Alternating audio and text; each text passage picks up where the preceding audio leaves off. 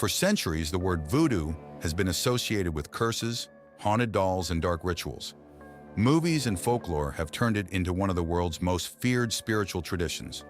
But behind the legends lies a very different story, one rooted in faith, survival, and history. How did an ancient religion born in West Africa become forever linked to fear in Haiti and beyond? And is the voodoo the world imagines today anything like the one millions of people have practiced for generations? I am Mark David, and this is Archive Entry 127. For many people, the word voodoo immediately brings to mind images of cursed dolls, dark rituals, and supernatural powers. But those images tell only a small and often misleading part of the story. In reality, voodoo, more accurately known as vodou in Haiti and vodun in parts of West Africa, is a religion practiced by millions of people. At its heart, it is centered on faith, community, honoring ancestors, and maintaining a connection between the physical and spiritual worlds. Practitioners believe in a supreme creator known as Bondi, a distant divine presence who does not directly intervene in everyday life. Instead, they seek guidance through spiritual beings known as the Loa, who serve as intermediaries between humanity and Bondi. Through prayer, music, drumming, dance, offerings, and ceremonial rituals, followers believe they can build relationships with these spirits, asking for protection, healing, wisdom, or guidance during life's most important moments. The roots of Voodoo stretch back thousands of miles to the kingdoms and communities of West Africa, particularly in what is now Benin and neighboring regions. There, spiritual traditions collectively known as vodun formed an essential part of daily life long before European explorers arrived.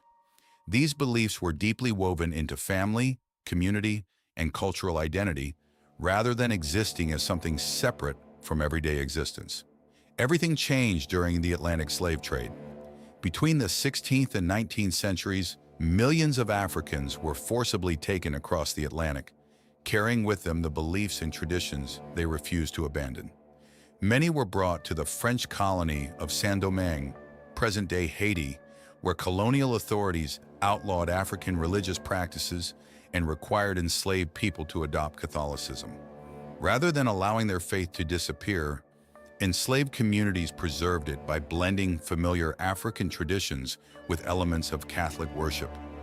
Over generations, this remarkable fusion gave rise to Haitian Vodou, a religion that carried the memory of its African origins while adapting to an entirely new world.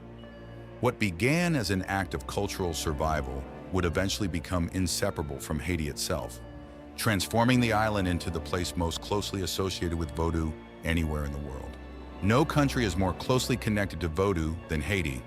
While related traditions can also be found in parts of West Africa and New Orleans, Haiti became the religion's spiritual heart through its history, its people, and its struggle for freedom. For generations, Vodou has remained woven into everyday Haitian life, influencing ceremonies, family traditions, and community gatherings that continue to this day. One of the most well-known events associated with Vodou is the Bois Caiman ceremony, believed to have taken place in August 1791. According to Haitian tradition, a gathering of enslaved Africans met in secret under the leadership of a man known as Duddy Bachman. During the ceremony, participants are said to have sworn an oath to fight for their freedom. Soon afterward, a massive slave uprising began, eventually leading to the Haitian Revolution, the only successful revolt by enslaved people to establish an independent nation. While historians continue to debate some of the ceremony's details, because contemporary records are limited, its symbolic importance in Haitian history is widely recognized. To practitioners, however, Vodou is far more than a story about revolution. It is a living religion centered on maintaining relationships with the Elwa, the spiritual intermediaries who connect people with Bondi. Each Elwa is associated with different aspects of life, and ceremonies are held to seek guidance, protection, healing, or blessings. These gatherings are led by religious leaders known as hungans, or priests, and mambos, or priestesses, who preserve traditions passed down through generations. Music lies at the heart of nearly every ceremony. The steady rhythm of drums, songs sung in unison, and ritual dances are believed to invite the presence of the Loa. Sacred symbols known as bebés are carefully drawn on the ground, each representing a particular spirit and serving as a symbolic invitation for that lwa to join the ceremony. Offerings such as food, drink, candles, or flowers may also be presented as expressions of gratitude and respect. Perhaps the most misunderstood aspect of Vodou is spirit possession. To outsiders, it has often been portrayed as frightening or sinister. Within the religion, however, it is regarded as a sacred moment in which a lwa temporarily communicates through a participant, offering guidance, healing, or messages to the community. Rather than something to fear, practitioners view it as one of the deepest expressions of their faith.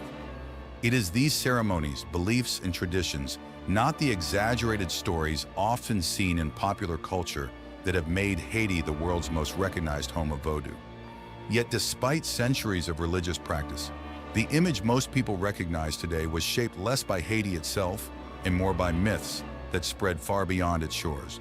If most people recognize the word voodoo today, it is often because of Hollywood rather than Haiti.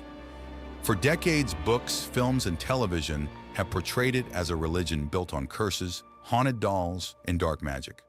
Those images became so widespread that they eventually overshadowed the beliefs and traditions practiced by real communities.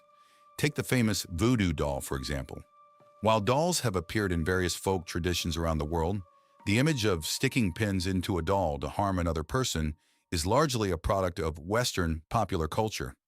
It is not a central practice of Haitian Vodou, despite becoming one of the religion's most recognizable stereotypes. The same is true of zombies. Haitian folklore does contain stories of individuals believed to have lost their free will through supernatural means. But these accounts bear little resemblance to the flesh-eating monsters popularized by modern horror films. Over time, folklore evolved into entertainment, and fiction gradually replaced cultural understanding. For those who practice Vodou, the religion serves a very different purpose. It offers spiritual guidance during times of uncertainty, honors the memory of ancestors, celebrates important moments in life, and strengthens the bonds within families and communities. Ceremonies bring people together not to inspire fear, but to preserve traditions that have survived centuries of hardship, persecution, and misunderstanding. Today, Vodou continues to be practiced by millions of people, particularly in Haiti and across parts of the African diaspora. Although misconceptions remain common, historians, anthropologists, and practitioners have increasingly worked to separate documented history from sensational fiction, revealing a religion that is far more complex than its popular image suggests. Perhaps that is Vodou's greatest mystery. It is not whether spirits exist or whether ancient rituals hold hidden power.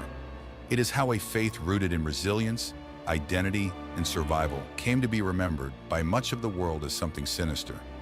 Sometimes the stories we choose to believe can become more powerful than the truth itself. I am Mark David, and this has been Archive Entry 127.